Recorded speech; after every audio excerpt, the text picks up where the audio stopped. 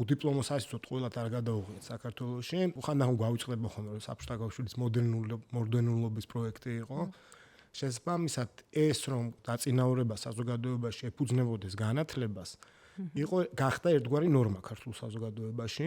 შესაბამისად წარმოიქმნა ეს ერთი კულტურული კოდი ადამიანებში, რომ აუცილებელია უმაღლესი განათლება და მეორეს მხრივ შრომის ბაზარი და ასევე სამეცნიერო სივრცე, რომელიც უკვე აღარ მოითხოვს ასეთი ტიპის ესე რომ ვთქვათ ეთიკას, საზოგადოებრივ ეთიკას, უმაღლესი განათლებისაკენ. პირდაპირ მინისტრის ინტერვიუში იყო, რომ ამ მენტალიტეტს ჩვენ უნდა დავუპირისპირდეთ. ანუ გააჩნია როგორ უყურებთ. ახლა სახელმწიფოს მე ვაკრიტიკებ, იმიტომ რომ სახელმწიფო უნდა შეხედოს გრძელვადიან პერსპექტივაში, ხო?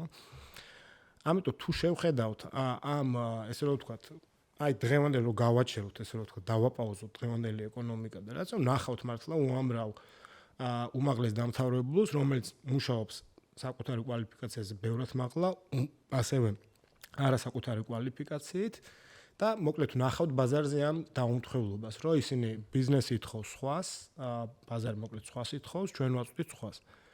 ეხლა აქ არის ორი პასუხი რა. ერთი არის შენ პასუხობ ტრანსფორმაციული პოლიტიკით ამას და ამბობ იმას, რომ ესე იგი უმაღლესი განათლება მიუხედავად იმისა, რომ დღეს შეიძლება ჩემ ეკონომიკას არ ჭირდება უმაღლესი განათლება. ეს არის ჩემი გრძელვადიანი პერსპექტივა.